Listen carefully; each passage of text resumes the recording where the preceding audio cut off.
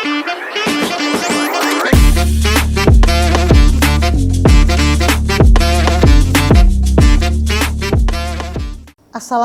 warahmatullahi wabarakatuh. Selamat malam Sobat Podium. Kembali lagi kita pada sesi ngobrol-ngobrol pada malam hari ini. Saya ditemani oleh dua orang teman ngobrol yang kita sebenarnya reunian ini ya. Jadi mungkin nanti ada sedikit bernostalgia kan nggak apa-apa ya.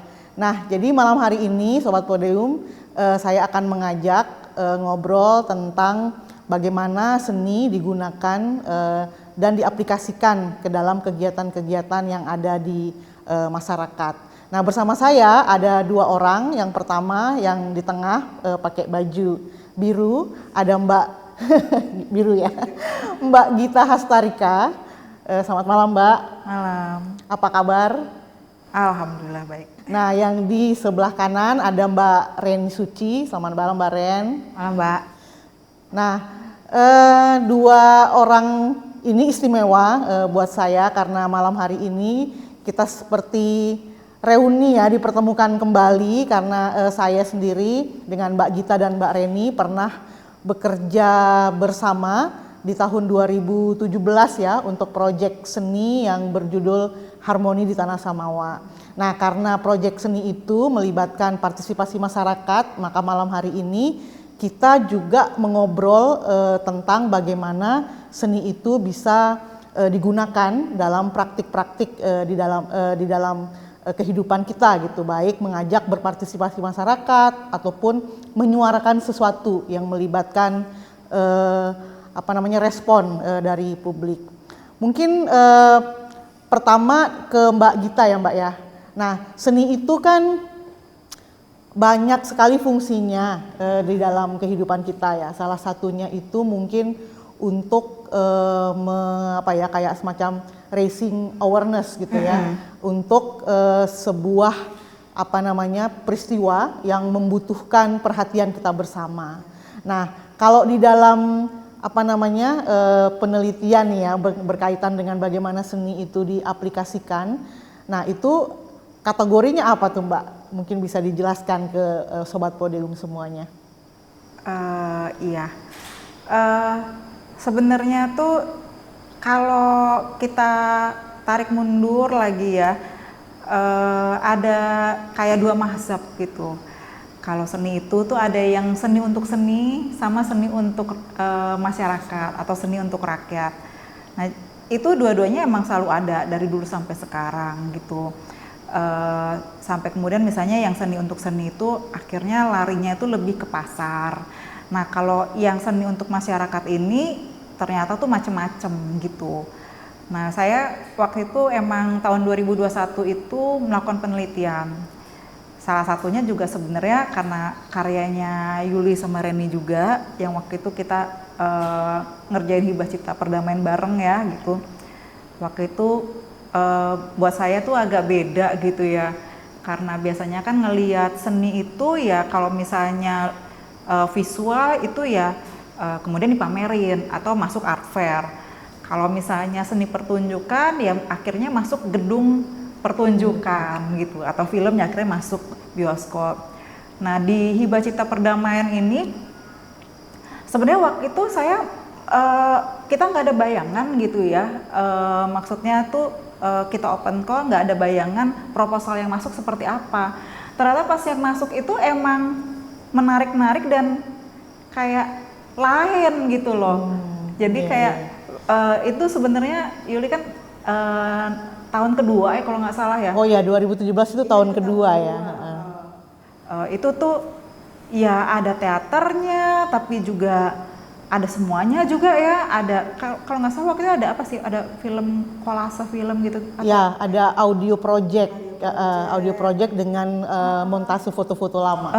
Terus juga tempatnya juga di Istana Putih ya waktu itu ya namanya ya. Jadi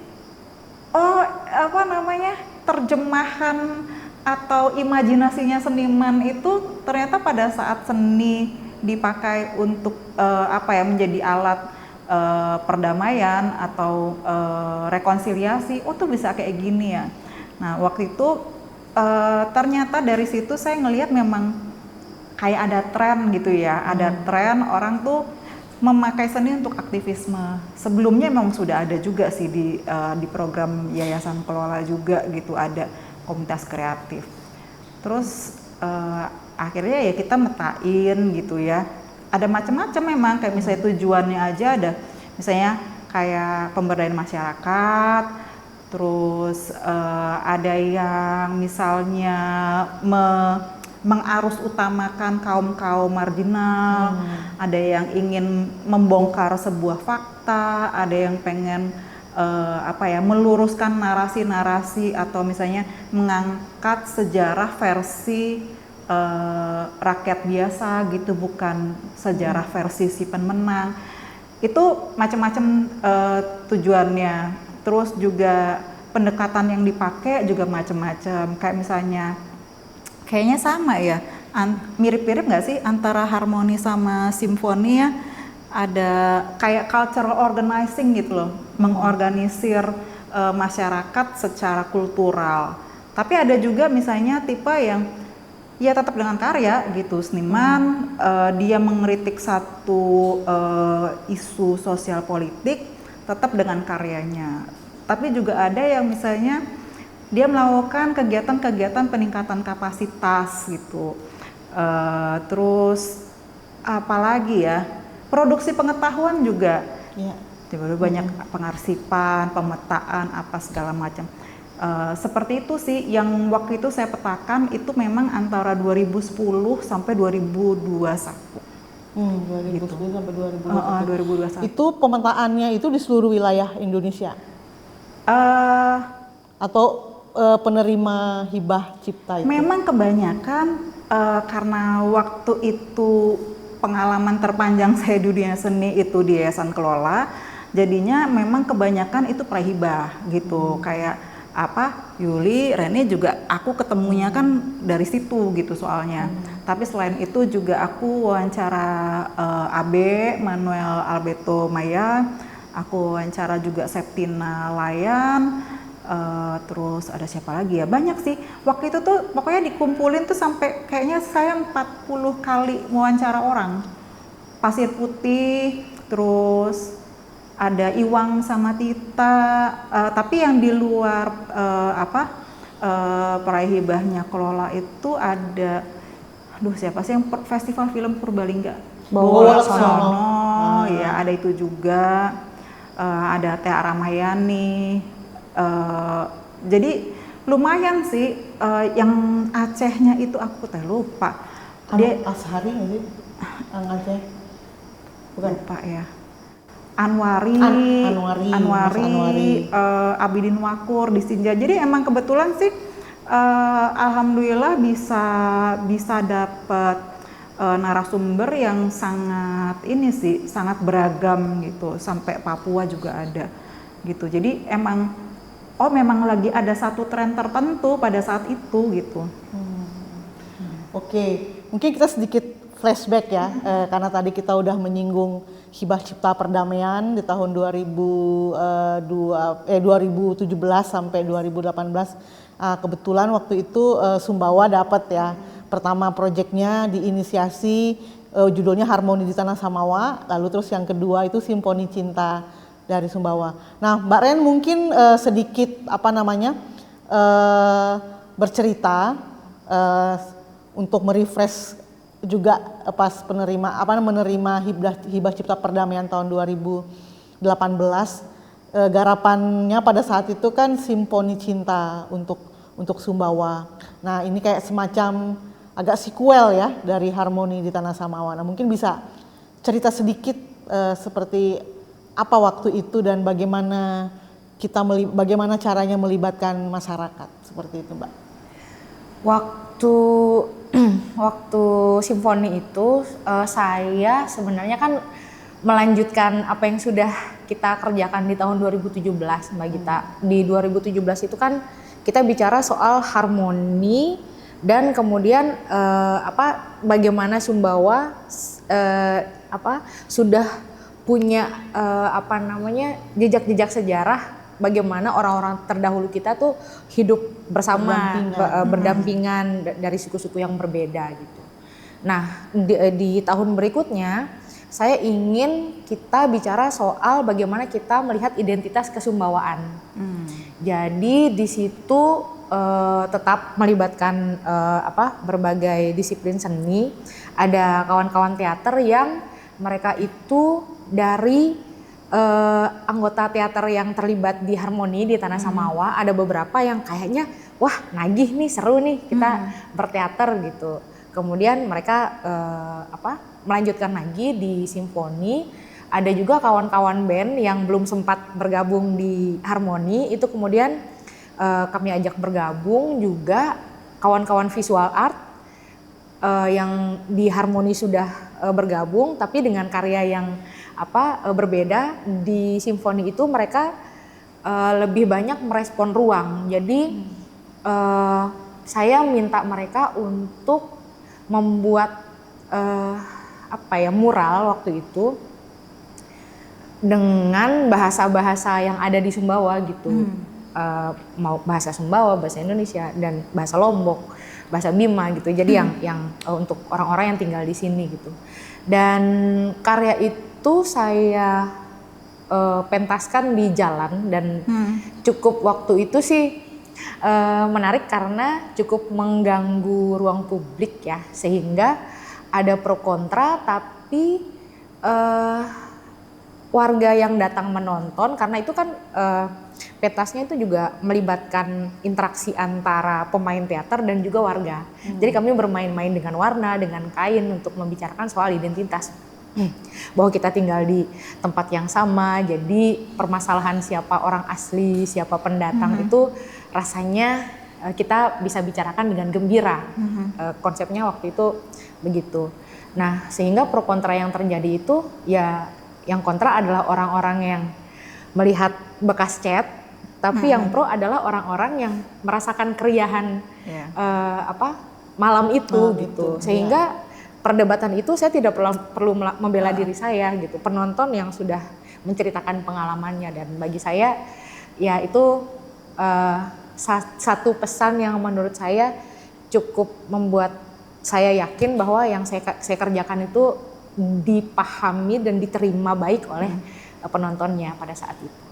Bisa jadi juga kan sepertinya pada saat itu rasa antusiasme yang tinggi ya, sehingga banyak yang datang, kebanyakan anak muda, karena memang bedanya Harmoni di Tanah Samawa dengan Simfoni Cinta untuk Sumbawa itu, yang Simfoni Cinta itu memang sasaran maupun peserta workshopnya kalau nggak salah itu kebanyakan dari kalangan anak mudanya ya Mbak Reni. Nah, jadi menurut saya itu cukup menarik karena pada saat itu bagaimana anak muda itu akhirnya melihat dirinya sebagai bagian dari proses-proses yang terjadi di dalam Sumbawa seperti itu. Di mana sih posisi Sumbawa sebagai anak muda seperti itu nanya. Jadi kalau boleh saya kembali lagi mengingat peristiwa Simfoni Cinta untuk Sumbawa ini, malah justru ada satu impact yang muncul kan, akhirnya teman-teman peserta partisipan yang terlibat terutama dari teater itu kan akhirnya mereka membentuk grup yang bernama Dompas Bulaeng itu. Jadi istilahnya kan akhirnya seni itu juga akhirnya diterima oleh anak muda itu sebagai alat ekspresi gitu untuk bersuara. Kira-kira seperti apa ya kalau yang seperti ini Mbak Gita mungkin bisa menjelaskan ini kalau ada dampak seperti itu ya? Iya, jadi dari itu penelitian saya kan cukup panjang ya, dan banyak maju mundurnya gitu, bolak-balik gitu. Karena awalnya tuh saya cuma mengambil semua contoh-contoh praktik seni yang pada saat itu tujuannya adalah membuat kayak perubahan sosial, membuat social change gitu, atau menjadi katalis untuk social change gitu. Tapi waktu itu juga ada tren orang mulai ngomong aktivisme seni gitu kan, atau kemudian pada saat saya meneliti itu kan mulai 2021 gitu ya, itu disebutnya artivism, jadi art plus aktivism gitu. Nah dari situ ya sempet lama ya, ini artivism apa bukan sih, ini bukan sih gitu-gitulah. Tapi kemudian saya mulai breakdown satu persatu gitu ya. Goalsnya apa aja sih, tujuannya apa aja sih kalau misalnya yang banyak dilakukan sama seniman-seniman di sini gitu. Ternyata memang ada dua gitu. Jadi dari yang seni untuk masyarakat atau seni untuk rakyat, itu dia bercabang lagi gitu. Ada bercabang yang satu yang jadi artivism gitu. Tapi ada juga yang menurut saya itu sebenarnya nggak artivism, tapi kita sebutnya seni pembangunan. Karena ini setelah saya melakukan literatur review ya, yang namanya aktivisme itu selalu ingin membongkar atau meruntuhkan struktur yang ada, tapi udah corrupted lah ya gitu, udah terlalu represif, udah nggak relevan lagi gitu. Jadi ini kayaknya harus dirubuhin nih gitu, kita bikin yang baru. Sementara kalau yang kayaknya dua-dua ini sih ya, contohnya itu lebih membangunnya gitu kan, membangun penguatan, memberdayakan masyarakat gitu, terus membentuk kohesi di dalam masyarakat, bangun kesadaran tentang identitas, tentang toleransi gitu, terus ya membangun solidaritas juga gitu. Itu menurut saya semua itu tuh sebenarnya nggak terlalu cocok gitu, menurut saya nggak terlalu tepat gitu, paling nggak dari hasil penelitian saya ya, nggak terlalu tepat kalau disebut aktivisme, karena setelah saya cari-cari gitu ya, faktor definitif dari aktivisme itu harus ada musuh. Gitu. Okay. Harus ada musuh, jadi ya. ada yang ingin dikalahin, lebih dari lawan loh. Kalau lawan itu kan dalam artian misalnya kita tanding ya gitu ya Ren, terus keluar tanding ya kita makan bareng, hahi lagi gitu. Mungkin juga definisinya itu ketika situasi dan kondisinya itu represif ya? Enggak juga? Atau nggak harus represif, tapi ada sesuatu yang kita anggap buruk sehingga ini udah nggak boleh lagi deh nih, harus diubah gitu. Jadi emang ada aktivisme tuh ada perasaan agitasi terhadap si ini nih, sesuatu yang ingin diruntuhkan, dan memang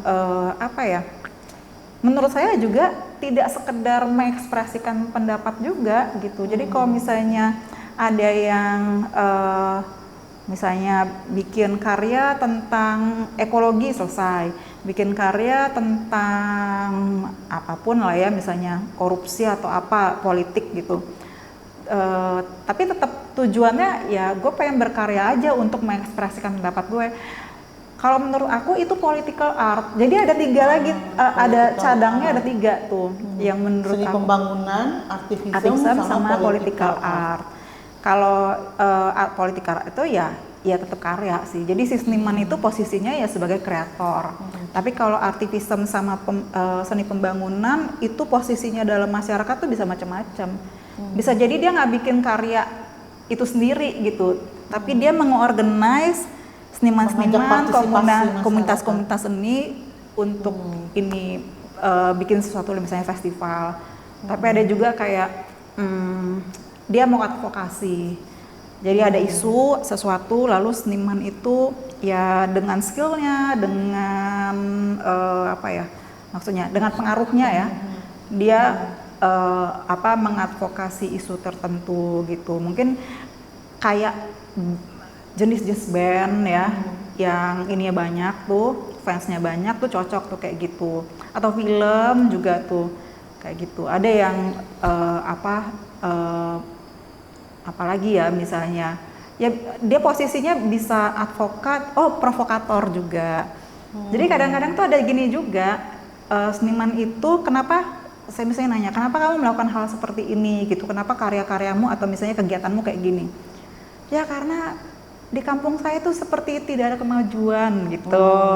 Jadi mungkin sebenarnya nggak tahu ya, apakah represif enggak, apa juga enggak, tapi kayak nggak ada progres gitu. Jadi si seniman ini Ingin tuh keluar dari kondisi status quo kali ya. iya itu, tapi dia bukan dianya sendiri yang ingin melakukan, tapi dia ingin mengajak orang lain gitu, masyarakat, komunitasnya. Jadi dia bikin karya-karya yang misalnya sedikit memprovok, atau misalnya dia provok dengan kegiatan-kegiatan gitu. Bisa kayak gitu juga. Nah ini menarik ya, karena misalnya Mbak Reni melakukan Simfoni Cinta untuk Samawa waktu itu kan istilahnya posisinya juga baru saja berada di Sumbawa gitu ya Mbak ya, mungkin nanti bisa diceritakan sebelumnya berada di luar kota, malah mungkin profesional bekerja sebagai di bidang seni pertunjukan maupun film ya pada saat itu, tapi kemudian terus pulang ke Sumbawa, pulang kampung, lalu terus melihat dan merespon apa yang ada di dalam masyarakat dengan menggunakan kesenian. Nah, mungkin bisa juga dikaitkan lagi dengan proyek Mbak Reni sekarang ya, bagaimana kemudian coba mengajak warga masyarakat di kampung Mbak Reni sendiri untuk melihat lagi atau untuk menggali lagi ternyata itu jati diri atau mungkin apa yang dilakukan selama ini tuh mungkin perlu dipertanyakan lagi ya sebagai sebuah komunitas seperti itu. Nah, mungkin bisa diceritakan Mbak. Sebenarnya ini keduanya itu antara proses di tahun 2018 dengan 2025 ini, dalam jeda 7 tahun ini Lumayan panjang. Ada dua hal yang sebenarnya sangat personal kaitannya. 2000, saya kan pulang ke Sumbawa itu 2015 kalau nggak salah gitu. Ya 2015 dan kemudian bergabung di SCS dengan Mbak Andari, dengan Mas Anton gitu. Saat itu saya masih membawa mindset bahwa saya punya skill yang sudah saya pelajari dan saya dapat di dunia profesional yang saya rasa bisa saya jadikan untuk saya share, saya bagikan gitu kepada kawan-kawan di Sumbawa gitu. Jadi dengan niat yang saya pikir baik waktu itu, saya waktu itu pernah bekerja secara profesional, terlibat dengan nama-nama besar seperti Mas Garin Nugroho waktu itu gitu kan. Saya pulang kampung dan terlibat dengan kawan-kawan. Di tahun 2017, 2018 saya waktu itu mungkin belum menyadari ya gitu bahwa ternyata ya skill manajerial saya itu memang belum terlalu dibutuhkan memang gitu, sehingga apa yang saya lakukan mungkin ya lebay aja gitu. Lebay kayaknya gitu. Padahal sebenarnya ya secara manajerial santai-santai yang bisa dilakukan dengan tenang-tenang, ngobrol-ngobrol guyup gitu. Saya masih gaya-gaya waktu itu Mbak. Tapi di tahun ini ketika saya belajar dari pengalaman itu, kemudian saya balik lagi ke Jakarta dan ke Pontianak bersama kawan-kawan di sana. Pengalaman di Harmoni dan Simfoni itu memberi saya pelajaran bahwa ya kita memang bisa bekerja di satu standar profesional, punya ilmunya, tapi juga harus punya harus punya kesadaran untuk mengaplikasikan pengetahuan kita tuh di tempat yang membutuhkan kita gitu. Jadi nggak bisa lah kita samaratakan. Sehingga ketika sekarang saya balik lagi di Sumbawa dan memutuskan untuk saya berkarya di Sumbawa, saya mulai dengan mencoba mengenal ulang kampung saya Mbak. Karena dengan saya comeback itu, pulang pergi itu, saya merasakan perubahan-perubahan kampung saya gitu, yang saya pikir kalau saya enggak berusaha untuk mengenal, saya akan asing di kampung saya sendiri gitu. Sehingga tahun ini saya membuat satu program Tutir Karang namanya. Menelusuri sejarah kampung saya gitu. Kampung Karang, yang ya. kampung biasa saja gitu. Yang ya cuman punya ingatan saja, tidak punya situs bersejarah, walaupun kampung itu tuh diapit oleh bekas penjara lama dan kuburan Belanda gitu. Tapi bukan itu intinya gitu, tapi orang-orangnya, bagaimana kampung itu berkembang, perubahan-perubahan yang terjadi yang bisa kita ingat gitu. Itu sih Mbak, karena harapan saya itu dengan saya mengenal kampung saya dan mengajak orang-orang di kampung untuk berproses sama-sama, itu adalah hal yang itu adalah hal yang berbeda dengan di tahun 2017-2018 gitu. Sekarang saya mulai dengan apa yang ada, kalaupun tidak ada ya sudah. Dengan yang awalnya saya berencana melibatkan anak-anak muda seperti sebelumnya, oh ternyata anak mudanya di tahun 2025 ini tidak tertarik lagi gitu kan, tidak ada lagi seperti kawan-kawan Dompas Bulaeng gitu. Yang aktif malah ibu-ibu majelis taklim gitu, dan yang sangat semangat gitu kan, dan banyak sekali cerita informasi yang saya dapat. Oh oke.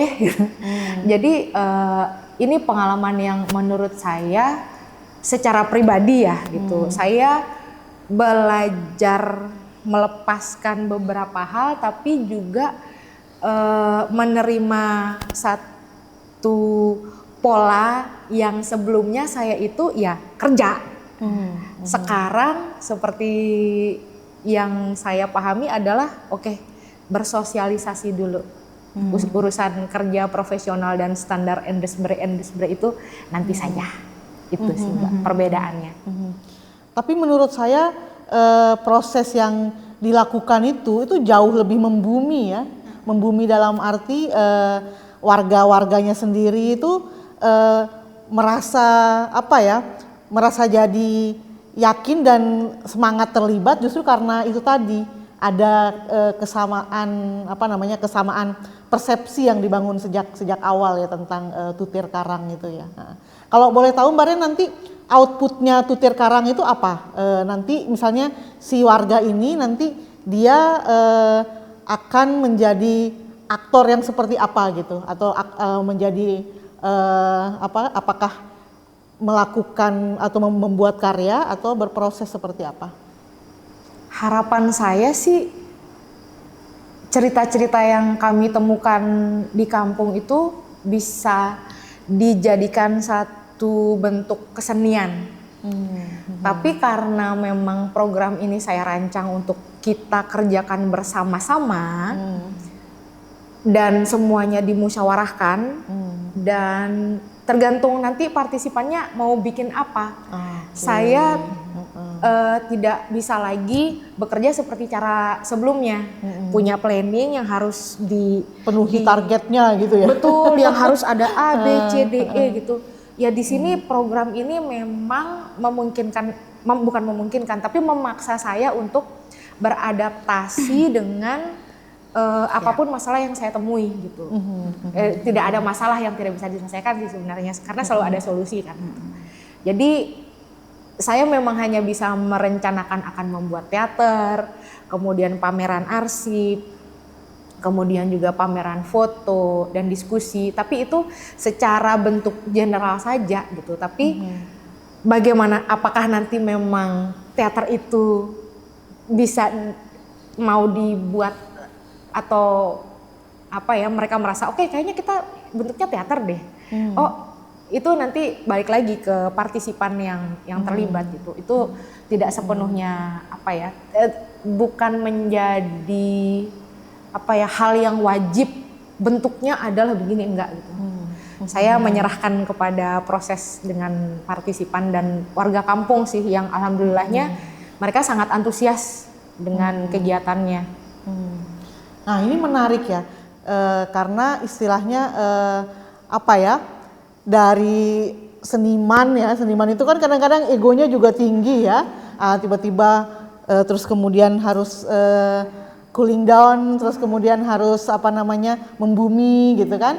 Butuh proses. Nah, mungkin yang dialami oleh Mbak Reni dengan ada jeda ya dari yang sebelumnya, terus juga mulai ada istilahnya pengamatan, terus melihat dengan perspektif dari masyarakat di sekitarnya, itu kan akhirnya menjadi kekuatan justru dari karyanya. Nah, hal ini seperti apa Mbak Gita melihat kalau dari sisi artivisme yang seperti itu?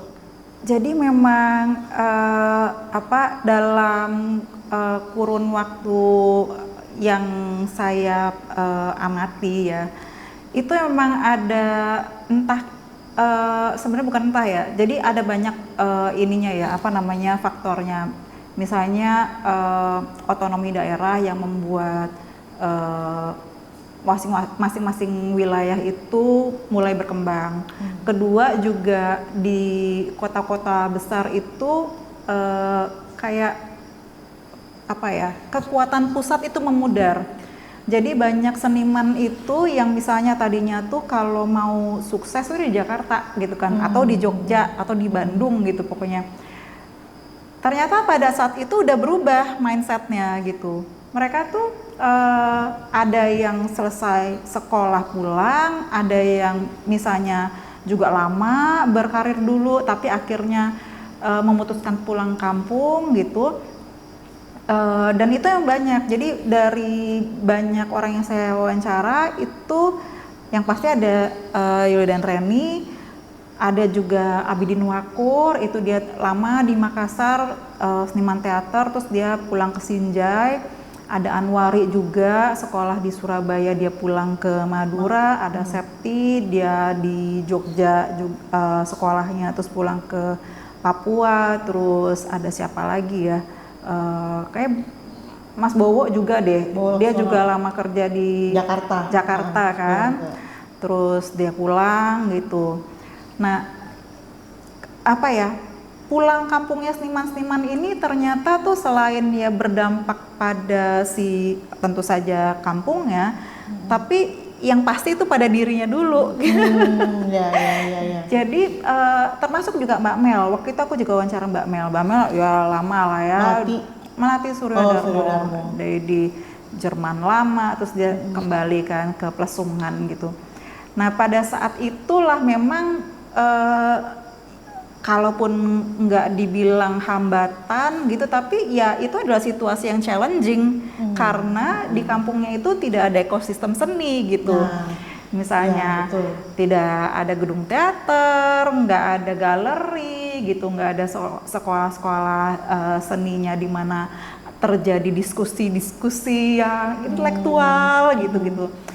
Itu akhirnya yang membuat mereka tuh pertama kali datang pulang kampung gitu ya mungkin ada beberapa saat itu sempat kayak Reni gitu ya, mungkin mencoba dengan cara-cara profesional gitu, tapi juga banyak yang mereka semuanya akhirnya pertama kali adalah mereka bangun ekosistem.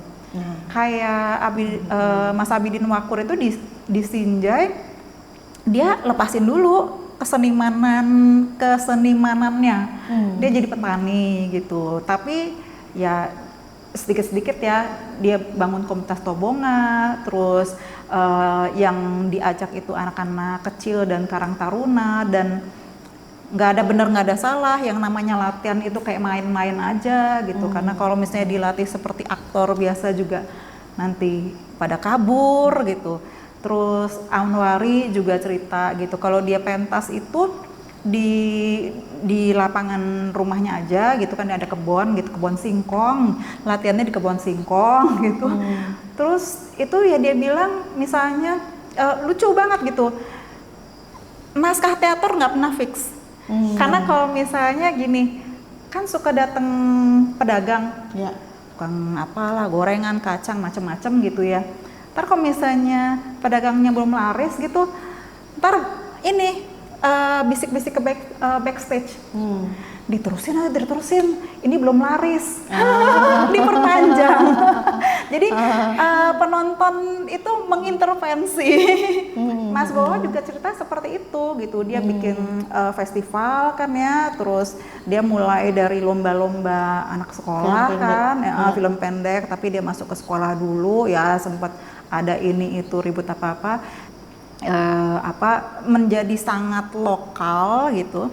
Tapi ada juga ya memang dia membangun ekosistemnya sedemikian rupa sehingga dia bisa berkesenian seperti ya seniman gitu. Ada juga yang kayak gitu, bikin tempat-tempat residensi, bikin space apa gitu. Jadi ya dia bisa berpraktek seperti seni konvensional walaupun tidak ini ya, namanya juga itu di kampung gitu. Kayak gitu, kayak Mas Abidin Wakur tuh pentasnya di pematang sawah gitu. Itu buat saya gitu ya, yang taunya cuma Jakarta, itu emang justru malah magis banget gitu. Kayak wow gitu, magical banget gitu. Ya itu sih maksudnya, kenapa jadi masuk seni pembangunan juga karena itu gitu. Dia itu emang praktik seni yang tujuannya itu untuk membangun masyarakat itu ya. Cuma memang mungkin seni pembangunan tuh juga ada juga yang didrive oleh tren-tren funding itu juga. Makanya keluarlah misalnya tema-tema climate change, gender equality, itu kan sebenarnya ada di SDG semua gitu. Iya. Nah ini juga kalau pengalaman saya melihat beberapa gerakan atau beberapa cara atau metode seniman gitu ya dalam merespon isu-isu yang ada di daerah mereka, itu isu lokal seperti itu. Nah sebenarnya kalau menurut saya yang di sekitar mereka itu sebenarnya ada potensinya gitu ya, tapi mungkin dengan bahasa yang berbeda, dengan bahasa pembangunan yang dijejalkan oleh institusi internasional seperti itu. Nah misalnya kayak isu mungkin kayak pengalaman saya di Hibah Cipta Perdamaian 2017 ketika Harmoni di Tanah Samawa itu. Nah itu kan ada sebenarnya keberagaman yang sudah dipraktikkan sejak lama gitu di Sumbawa, terus kemudian di mana hidup berdampingan etnis-etnis. Nah dari sisi masyarakat Sumbawanya sendiri misalnya sudah ada kayak semacam tradisi yang akhirnya direpresentasi melalui kayak semacam peribahasa atau pantun pendek gitu. Misalnya kan kayak Den Eta Den Ara, Len Desa Lincara, atau mana si tahu barang kayu, laminto sisanya manantinan sisanak parana. Jadi ini kan kayak semacam ekspresi bahwa di masyarakat itu tuh sudah menerima itu, bahwa di nilai lokal itu tuh sudah muncul gitu. Nah mungkin ketika ada mungkin kayak misalnya potensi untuk digaungkan kembali misalnya di dalam agenda-agenda pembangunan, nah itu akhirnya jadi bisa masuk. Cuma mungkin namanya jadi kayak dibuat atau dikemas lebih global gitu, dimasukkan ke dalam standar-standar itu. Nah, kalau menurut Mbak Gita bagaimana? Kalau menurut saya begitu. Iya, emang sebenarnya dari 17 ya? Berapa sih SDGs itu, kok lupa ya? 17 poin itu emang kedengarannya sih sebenarnya semuanya familiar gitu. Jadi sebenarnya juga dulu tuh waktu baru mulai SDGs gitu ya, aku tuh dulu suka ngelihat satu persatu, ini sih semuanya udah kita lakukan, cuma kita nggak pakai kata itu gitu, terminologinya tuh bukan itu gitu. Jadi ya sebenarnya juga seperti itu sih, dan menurut saya sih nggak masalah gitu ya. Maksudnya bukan berarti terus jadinya ayo kita cari tema lain sama sekali berbeda juga, ya enggak juga gitu. Karena benar kata Yuli tadi kan gitu, itu poin-poin yang kesannya jargon itu sebenarnya juga itu di nilai-nilai lokal kita juga ada gitu kan. Yang masalah itu sebenarnya lebih ke apa ya? Kalau itu didrive oleh si pemberi dana, Kontrol gitu. ya, lebih kepada Kontrol dan intervensi. Sebenarnya motifnya juga sih. Jadi ya dari pengalaman saya gitulah ya, itu memang ada seniman-seniman itu yang dia baru tahu mau bikin apa kalau dikasih tema dari orang eksternal gitu loh, dari pihak eksternal dari dirinya. Jadi bukan karena dia memang menganggap isu itu penting dan dia mau bekerja di isu itu gitu, tapi kayak ada open call, temanya apa gitu. Wah, kayaknya cocok nih kalau di aku masukin untuk karya yang ini gitu kan, jadi kayak dicocok logiin gitu. Walaupun sebenarnya kalau misalnya dibikin lalu ternyata bagus gitu, bisa juga ada dampak positifnya. Cuma mungkin masalahnya di sustainability-nya ya. Ya kan, karena ya itu, karena dia di drive dari pihak luar gitu. Dan agendanya pendanaan itu memang berubah terus gitu. Jadi kalau misalnya motifnya mengejar itu, ya permasalahan yang ini aja belum beres, dia udah pindah lagi gitu. Sementara kalau misalnya kita ngomong aktivisme itu kan, kalau strukturnya belum runtuh kan sebenarnya kita terus ya, gitu, hantam terus gitu, kan belum berhasil. Begitu juga pembangunan gitu kan, kalau baru naruh berapa bata aja ya kita sudah pindah lagi, kapan mau jadi bangunan gitu kan sebenarnya. Nah ini menarik nih, mungkin sekedar berbagi riset ya Mbak, berbagi hasil riset. Waktu saya S2 studi perdamaian di Polandia pada tahun 2018 sampai 2020. Kebetulan kan yang saya ambil itu tema tentang seni untuk perdamaian. Jadi di dalam ilmu studi perdamaian itu kan ada art based peace building. Nah itu kan emang jargon institusional international organization juga, semacam PBB atau institut-institut peacemaker seperti itu ya, yang menghasilkan gimana rekonsiliasi, bagaimana seni itu dipakai untuk menjadi alat rekonsiliasi seperti itu, untuk membangun kembali kepercayaan antar dua pihak yang berkonflik seperti itu. Nah kebetulan karena pada saat itu juga saya dipercaya oleh Kelola untuk mendokumentasikan beberapa penerima hibah cipta kan perdamaian. Nah saya mengambil case study yang ada di Ambon.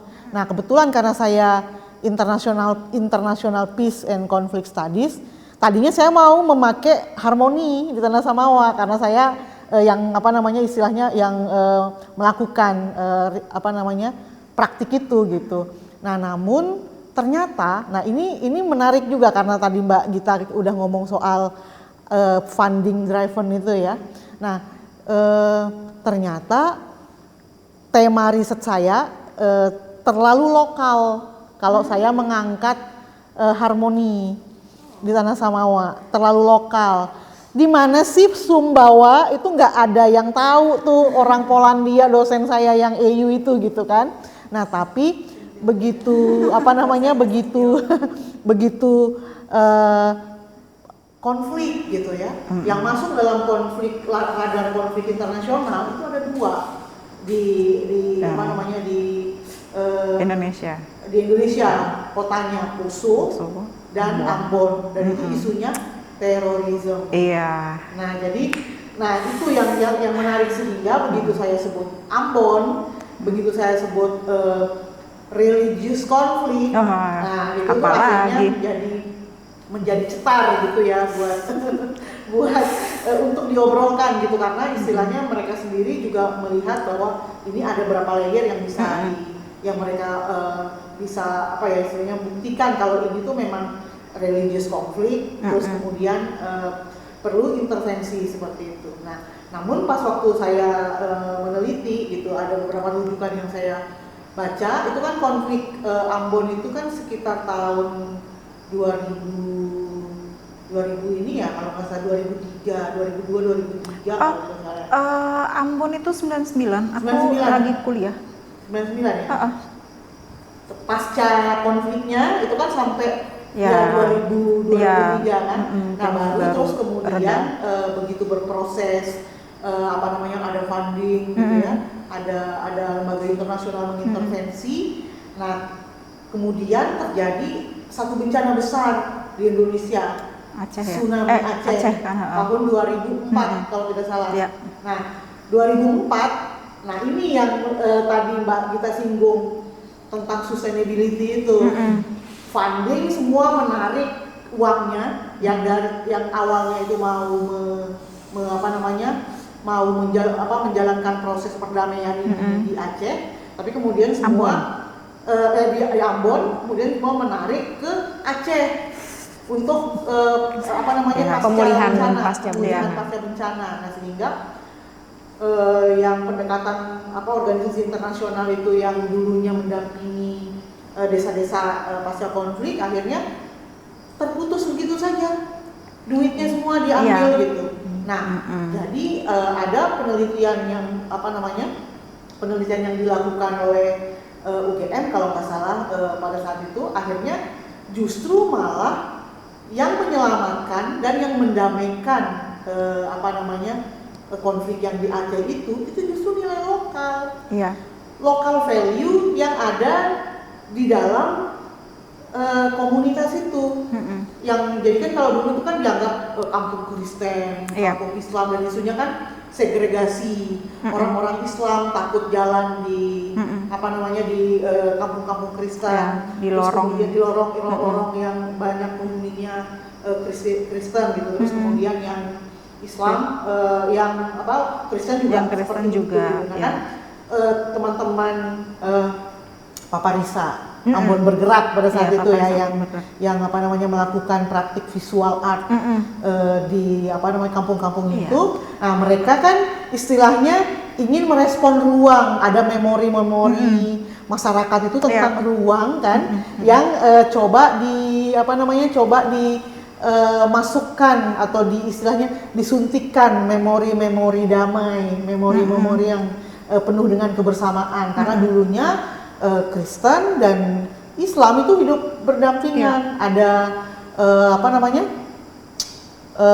baku, kok saya lupa ya, ada istilah pela gandong gitu, yang dalam tradisi masyarakat itu berarti kan bersaudara. Terus kemudian ada istilah baku dapa. Baku dapa itu yang artinya saling merangkul atau ini gitu, kalau saya tidak salah ini ya, agak-agak lupa. Tapi itu menurut saya yang justru ketika ada akar di dalam masyarakat mengenai nilai-nilai itu, sustainability-nya justru lebih gampang, atau bukan lebih gampang, lebih bisa tumbuh gitu, karena memang ada kebutuhan dan memang ada potensi untuk itu gitu. Nah contohnya pas ketika funding semua diambil oleh organisasi internasional, semua dipindahkan ke Aceh, proses-proses yang justru jadi agendanya international organization itu nggak jalan gitu, tapi justru malah yang bisa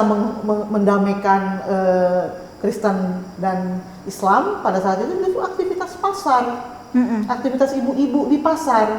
Mereka justru harus punya komoditas yang dipertukarkan agar semuanya bisa makan, bisa menyelamatkan keluarga untuk ketahanan hidup. Akhirnya mereka, komoditas ini yang saya dapatkan dari kampung Kristen, yang ini saya dapatkan dari kampung Muslim. Nah akhirnya sudah tidak ada lagi, karena semuanya memang punya ini yang sama. Akhirnya muncul bahwa ini ternyata bukan kita, ada provokasi luar yang membuat kita seperti itu gitu. Nah jadi ini menarik menurut saya, bahwa nilai-nilai lokal itu tuh justru bisa memperkuat gitu ketika orang itu menghadapi satu persoalan gitu. Nah Mbak Gita gimana kalau melihat itu sebagai sebuah ya tadi funding driven versus lokal wisdom lah atau lokal Jadi yang menarik itu adalah waktu kita ngerjain HCP itu ya, Hibah Cipta Perdamaian, itu emang kayaknya yang diomongin tuh selalu konflik SARA gitu ya. Kalau nggak agama itu ya etnis gitu kan, pendatang sama penduduk asli lah gitu.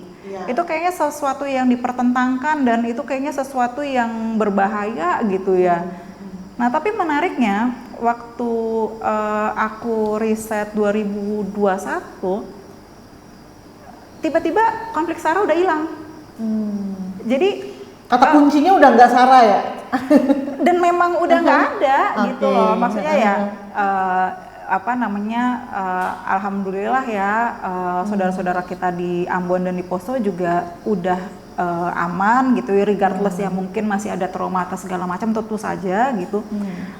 Tapi malah jadi ada satu lagi konflik yang juga nggak kalah ininya juga, nggak kalah hebat dan besarnya, yaitu adalah yang terkait sama ekologi dan sumber daya alam.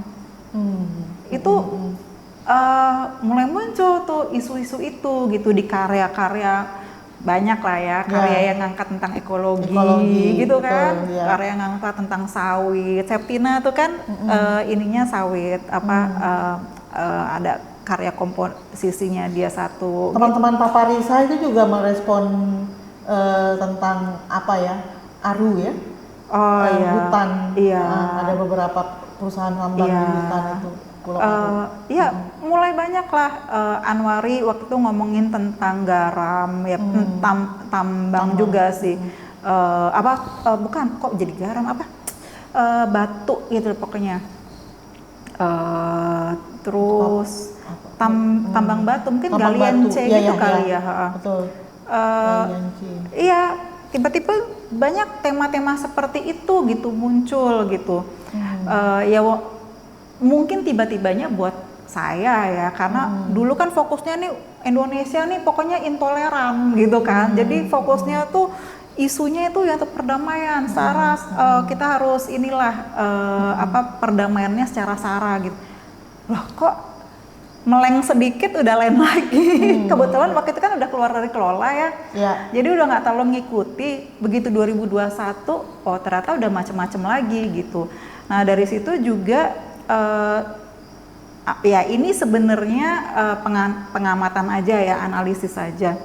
Tempat-tempat yang konflik itu juga ternyata kaya sekali sumber daya alamnya gitu. Itu seluruh Kepulauan Maluku itu gila. Itu pemilik nikel terbesar di dunia ada di situ, geotermal ada di situ gitu. Jadi ya nggak tahu apakah ada hubungannya atau gimana ya, tapi agak-agak ini ya fishy gitu, agak-agak mencurigakan gitu, karena tentu saja ya namanya konflik horizontal itu kan pasti akan melemahkan ya kohesi sosial gitu. Ya jadi itu satu ya, mengenai muatan lokal atau nilai lokal itu, kalau aku tuh ingat Palestina ya tiba-tiba.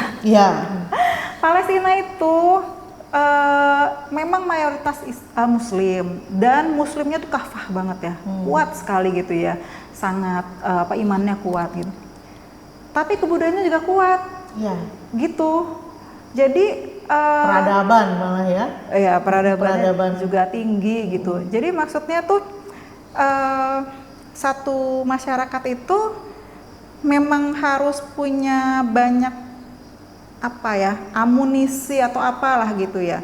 Jadi saya ngelihatnya tuh gini, kebudayaan itu tuh bisa jadi senjatanya gitu ya pada saat dia butuh melakukan aktivisme, itu memang lebih kebudayaan biasanya gitu. Dan itu itu pasti sesuatu yang ada persamaan di seluruh warga itu kan, mau apapun agamanya gitu. Tapi di sisi lain agama itu juga kayak benteng pertahanan juga gitu. Jadi pada saat udah nggak punya apa-apa, yang bikin bertahan itu ternyata keyakinan itu gitu, si agama itu. Jadi apa namanya? Ya ternyata bangsa yang kuat itu punya dua-duanya gitu. Jadi tidak harus sinkretis gitu. Jadi tidak harus misalnya ya Islam Palestina, kan mereka nggak nyebut-nyebut gitu ya. Nggak harus begitu gitu ya, masing-masing ini sama-sama kuat gitu, dan nggak harus moderat gitu, Islam tapi moderat ya, enggak, masing-masing kuat gitu, ininya apa, kebudayaan kuat, Islamnya juga kuat gitu. Jadi aku sih ngelihatnya kayak gitu ya, dan dari situ juga dari apa, gerakan seniman dan budayawannya gitu, misalnya filmmakernya, itu kelihatan banget. Banyak yang bukan eksil, mereka itu kayak terusir ya pada masa Nakba itu kan banyak yang Kristen kan, dan mereka banyak yang menjadi seniman, banyak yang bikin film. Ya disitulah kita ngelihat gitu loh bagaimana apapun agamanya, kayak kita kemarin nonton Edward Said, dia tuh orang Palestina Kristen kan, Arab Kristen. Ya apapun agamanya, ya mereka merasa sama-sama apa, Palestina, sama-sama memiliki tanah itu, sama-sama apa ya, ingin menjaga peradabannya jangan sampai punah. Ya mereka melakukan apapun untuk berjuang gitu, walaupun ya belum sampai sekarang. Nah karena kita tadi udah bahas Palestina ya, dan ya seni-seni yang dilakukan itu, artinya seniman-senimannya baik yang istilahnya filmmaker, terus kemudian visual art, terus kemudian juga teater juga ada, terus juga ada apa namanya, musik gitu kan, terus tari. Nah yang menarik lagi itu juga teknik kekayaan yang embroidery ya, renda itu. Terus kemudian kalau nggak itu tetres itu kayak semacam kristik Palestina gitu.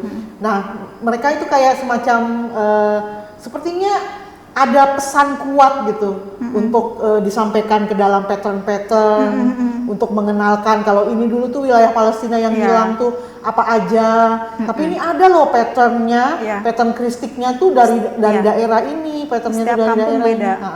Nah itu kan juga akhirnya kan merekam memori juga kan Mbak, memori juga gitu bahwa tanah air itu milik mereka kayak gitu. Dan nggak putus loh, itu hebatnya.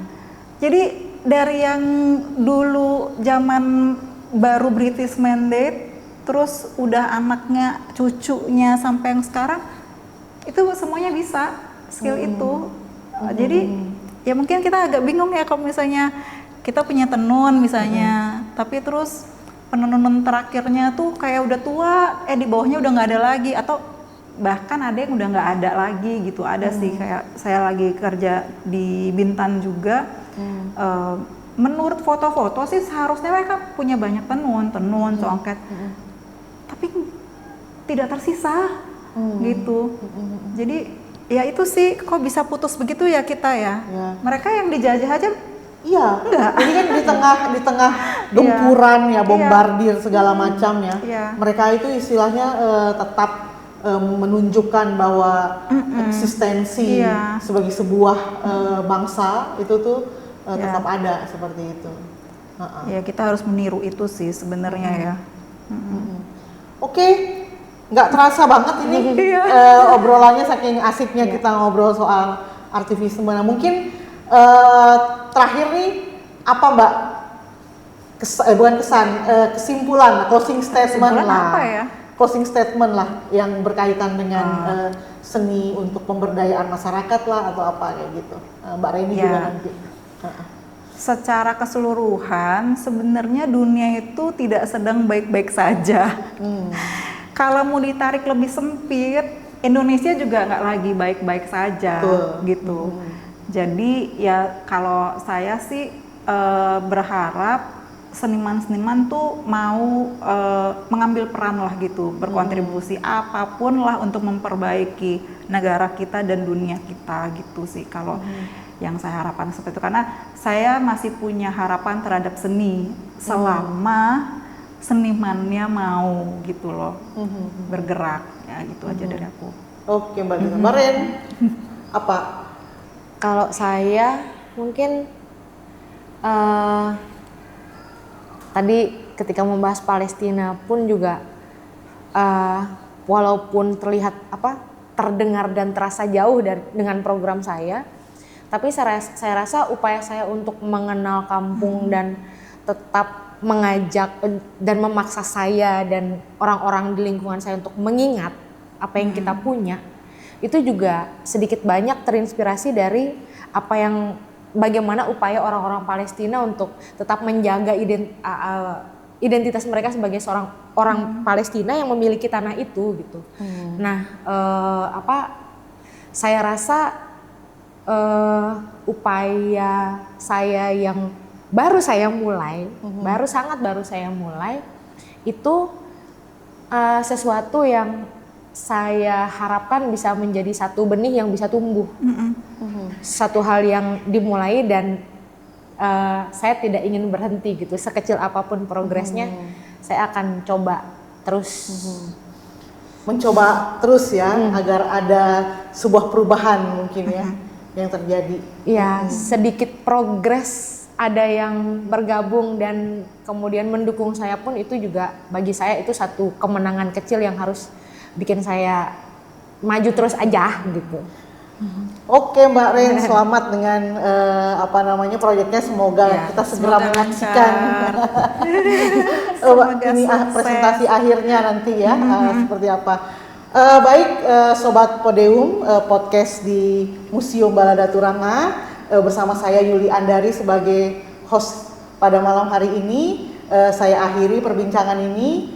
Sampai jumpa di episode Podeum berikutnya. Selamat malam. Assalamualaikum warahmatullahi wabarakatuh.